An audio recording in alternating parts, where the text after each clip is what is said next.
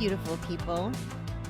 It's Wednesday, even though it feels like it should be Friday already, and we've only been working for 2 days. I just texted my boss. I feel like this is the longest short week ever. I'm not whining. Grateful to have a job. Just the days are feeling pretty long. Okay, we're going to continue. We are in the home stretch. There's only 3 more symptoms. So tonight's is forgetting gratitude. You may be looking negatively on your life, concentrating on problems that are not totally corrected. Nobody wants to be a Pollyanna, but it is good to remember where you started from and how much better life is now. The first time I read this, I remember, not like now, years ago, the first time I read this, I'm like, who the heck is Pollyanna? What does that even mean? So I Googled it so I could tell you. It's when you put a positive spin on everything, even things that call for sadness or discouragement, you're being Pollyanna-ish. So I guess she has a trick called the glad game. And I guess I could see that being a problem if it's overkill. Like if there's times you should be feeling whatever is the normal feeling or whatever you want to feel in given situations.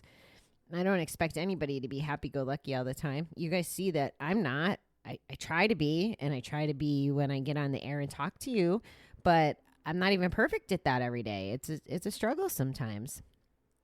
However, the expressing gratitude, I could be grateful even on my grumpy days, and I'm happy for that as well.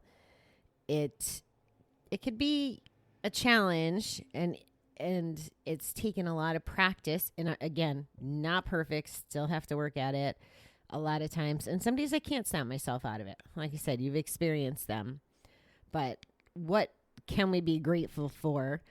I look at it like when I have a tough work thing, okay, I'm learning something from this. If I have a tough family thing, it might be like, okay, well, in the grand scheme of things, I'm okay. If I have a fight with my mother, say, and that doesn't really happen all that often, but the positive spin and the gratitude piece is I have a mother that's alive. There's people out there that don't have, their parents. So it's kind of a perspective thing. And if we forget gratitude, I think we've learned that you can't feel gratitude and feel something negative at the same time. It doesn't work.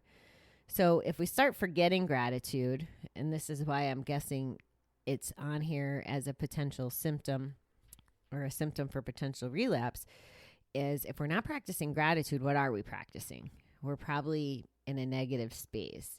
We're probably finding the bad things. Maybe we're depressed. A lot of things could be going on if we're not focusing on gratitude and being positive. Well, I shouldn't put those in the same bucket. If you're being grateful and expressing gratitude, chances are you're being a little positive anyway, because you can't be, I'm trying to think of the opposite of gratitude. I really don't. Ungrateful, so you can't be gratitude and ungrateful. But if your heart and your mind and everything is filled with gratitude, it's taking that good place. You know how I'm always talking about unloading all that bad stuff so you can make room for the good stuff? This is a good way to explain it. So if you're full of the good stuff, then it's hard for the bad stuff to sneak in. I nailed that. I'm very excited. And if you're not following along, I apologize. But as I go through, if you've been listening to other episodes, I'm pretty consistent about my messaging as a general rule. And one of the things I talk about is a lesson I learned from somebody in GA in Kansas is, if you fill your cup with shit, you don't have room for the good. That's one way to look at it. And I think that's a good principle we can apply to gratitude, which is part of why I nag you about it a lot. Okay, before I sign off for the night, I thought I'd share just a little. I've made some connections with a couple fellas from England. So I'm pretty excited about that. I may be able to get interviews with both of them. They have lovely accents, so that would be fine with me. One of them is co-hosting another podcast. I think it's called Bets Off. And I started listening to it today to kind of check it out. And it sounds pretty good so far. And it's, awesome that there's more material or resources out there for folks who need it. And I love that it has so far a little bit different flavor than mine. Like they were talking a lot about online gaming, which now it piques my curiosity of, how many casinos and stuff are over there. What does that look like? It also makes me wonder if places that I think we looked up Isle of Man. And again, thank you, whoever's listening in Isle of Man, for introducing me to the fact that that's a place. I think we looked it up. I'm going to double check right now. Is there casinos in Isle of Man? And there is, looks like. I think there was, if I remember right, it was one casino for the 82,000 population. Yeah, so it definitely looks like there's at least one casino.